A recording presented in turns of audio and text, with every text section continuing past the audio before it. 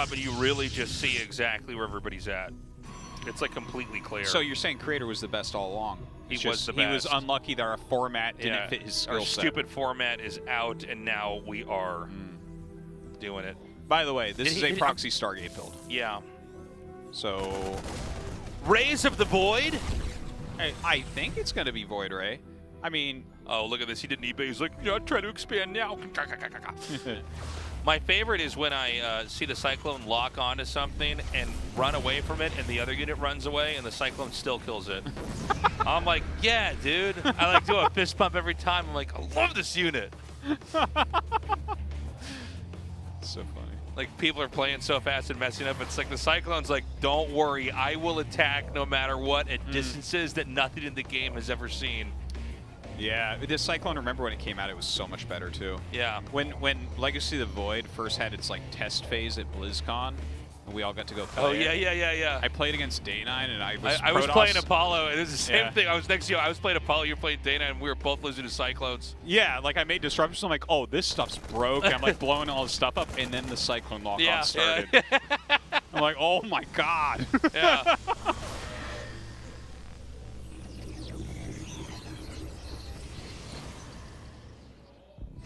Oh! That wasn't supposed to happen. Maru knows that wasn't. That Reaper was Artos' brother. Oh my god. No. Oh. And that Adept was our mom! Oh my god! Diving on top of that Cyclone. That was one for the Cyclone haters out there. And all the Oracles get away. Yeah. They're pretty damaged, though. I mean, that was an Ocean's 11 level heist right there, getting in and getting out in that. Oh, missing the kills here. Gonna try to shade out. Nice micro. Getting what he can. Oracles coming back in. Alright, loses one. He's actually not getting that much damage. You got like an SCV and a Marine.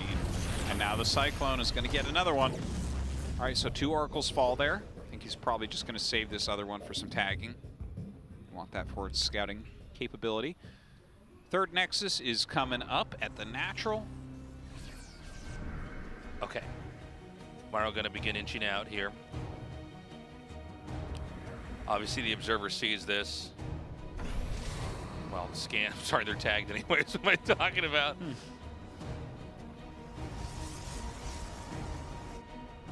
And he's going to set up the War Prism to try to come in and drop and, you know, try to see what he can draw away. But it's only half of the army. I mean, Maru's pretty much set up perfectly. Oh, dude, he knows this is coming.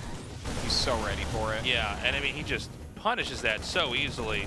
And, you know, it shows like a smart player versus a smart player in a moment like that where it's like, well, I'll come out with some of my stuff. And everybody, even at the highest level, is like, well, now it's time to send the War Prism out. I've got 3 bases, you're on 2, let's slow you down. But then he had to set up to catch that.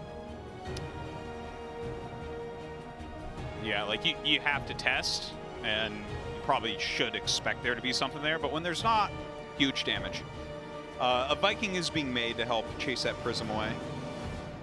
Love the Immortals. Second Robo. And that support bay coming up.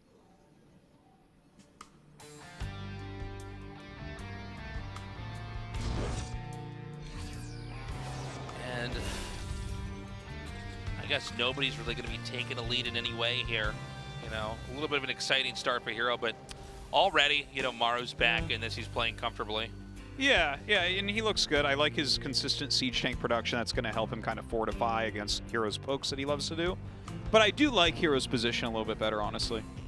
But yeah, I would like to see him like adding some Colossus, for instance. He's going carrier. Okay, cool. Scan sees exactly what's up. Carriers are good, but they're going to take a little while to kind of build themselves into the game.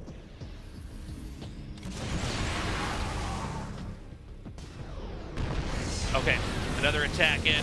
He chucks some disruptors, and it's not really that strong. Dude, he's so good at dodging, it's insane. Yeah. It is pretty awesome. So they're both maxed. A Thor is being made. Okay, cool. Cool. I mean, I guess that's like to help against the carriers. Lots of turrets being made as well. Quite a few racks being added.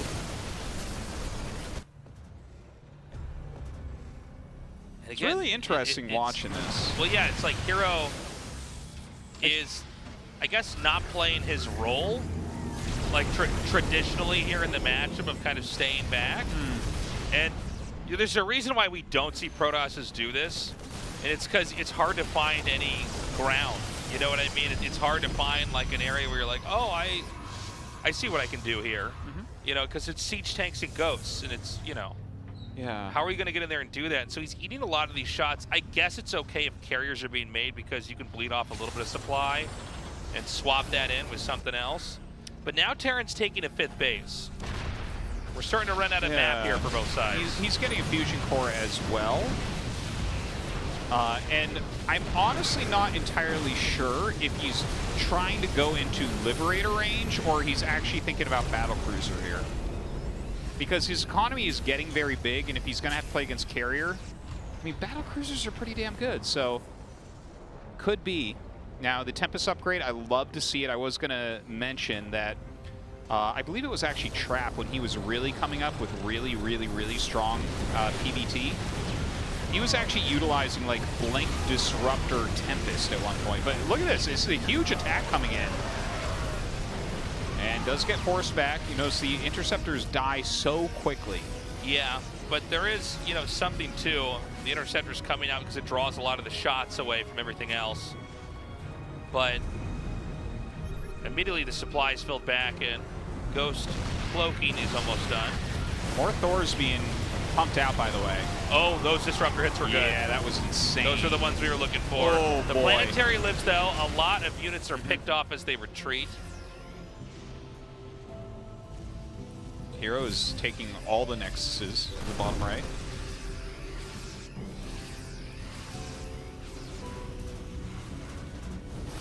Yeah, I mean, herO always a step ahead.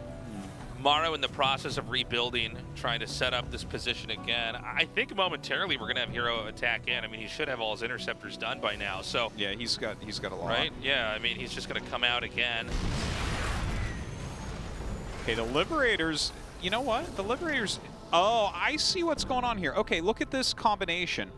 Oh, Archon's being added. That's fascinating. I don't think that's going to be good, though.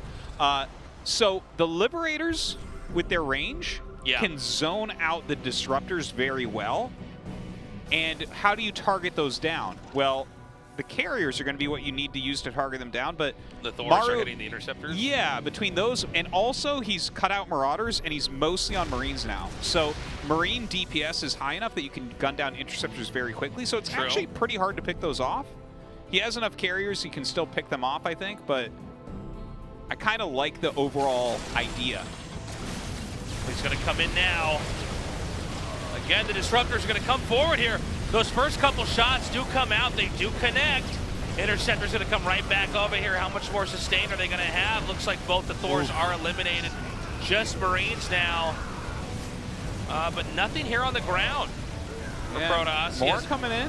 And the interceptors are mostly gone, see? So he does end up blowing them up really, really well. Now he's going into Tempest, so I think that is going to probably help him out. But look at his army. His army is like only carriers and disruptors. Adding a few High Templars in.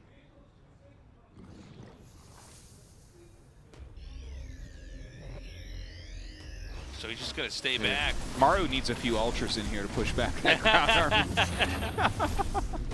Okay, the Zealots drive these SCVs away, but again, Maru just drinking in the resources of 5 bases.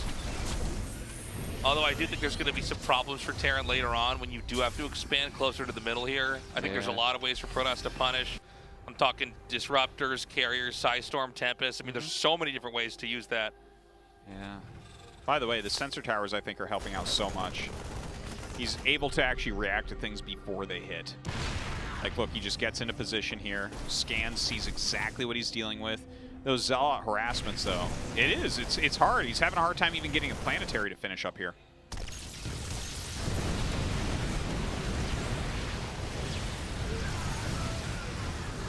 okay, another moment where these disruptor shots are going to come in. A few more in here would be huge. Oh, that's so insane looking with Storm and disruptor shots coming out. That can't be the right army to have at this moment. That can't be correct. It's a lot of splash damage, and definitely a lot of overlap there. Yeah, whatever the disruptor ball hits, the Storm had no real impact unless it's a Thor, I guess.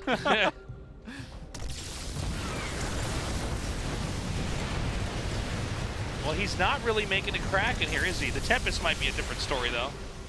Yeah, I mean... Oh, there's...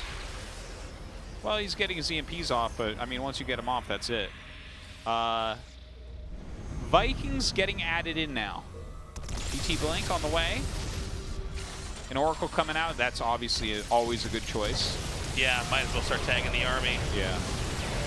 Nice storms!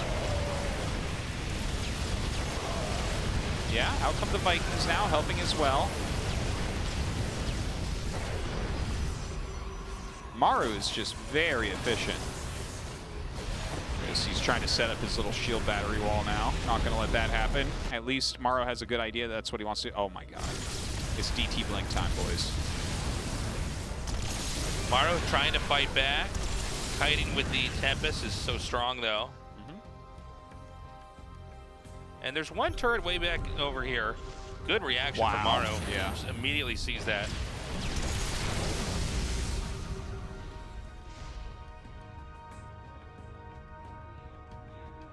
This is a crazy game, Tasteless. Well, I mean, we've gone into like such an epic game that it's insane. We're at 21 minutes and 30 seconds ish. We're getting back into some gateway units too. He just made a group of stalkers here. Yeah. I wonder, like, is that just to support the army, or is he going to try some more mobility with that? No, it's supporting the army. Okay. Maybe because he saw the Vikings mixed in there. Look at this. He comes in from the other angle. That's so funny. He's going to try to gun this down before it can be repaired, and he does succeed. I like the double planetary, though. That's kind of cool. Storm's going down. The Thor's doing some work here. A lot more stalkers.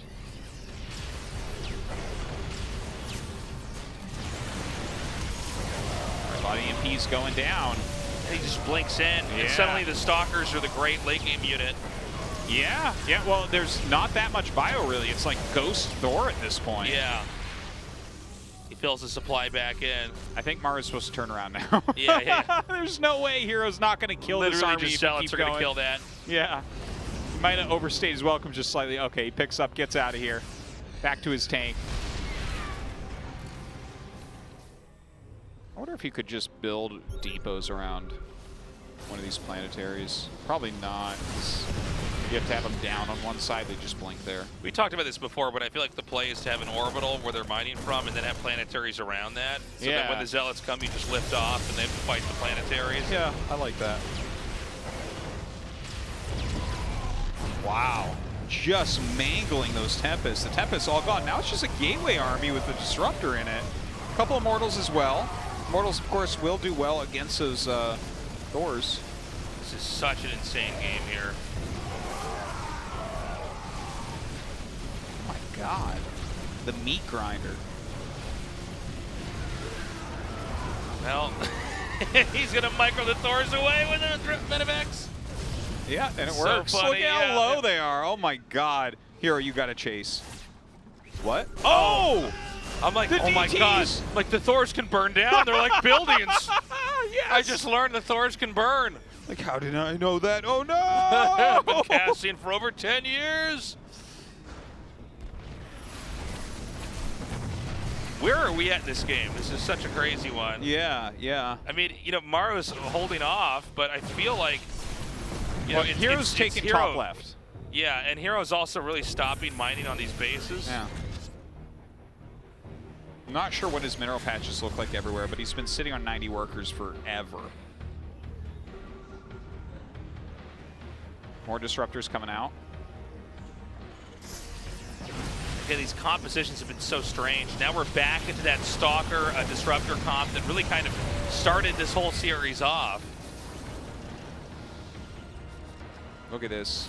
Oh my god, look at these numbers. 16 disruptors, 18 DTs, 111 zealots. Look at his army right now. 90 probes, 20 plus zealots, 15 stalker. I don't think you're supposed to be able to beat any Terran army with this. Yeah, well also, okay, I think herO just fell apart. Yeah. He's got a huge amount of income still, but like, that was really again, bad. if you have 90 probes and you start attacking your opponent with gateway units, it's like you're using tier 1 and 1.5 units against Maru's combined force of everything. Yeah. Well, now Maru's going to start cleaning up, but the DTs are still a menace over here. Yeah. There's a lot for Maru to clean up as well.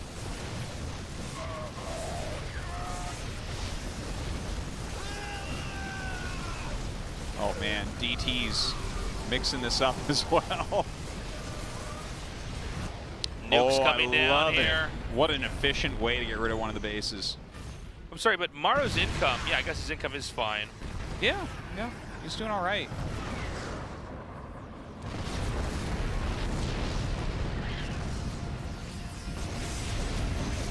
All right, so Maru has cleaned the right-hand side of the map.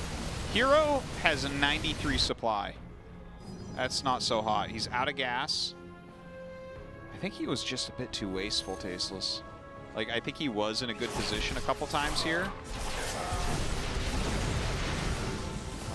But I think you need to keep rebuilding tech units. That's how you're getting your value. Well, it just seems like there's moments where herO has either too many tier 1 units or too many tech units. Where it's like just disruptors and carriers, and it's like, well, that's cool, man, but if any of these units get singled out, they die. Ooh. Maru going hard right now. Not letting any disruptors hit their shots. And that's going to be it. Maru wins a match!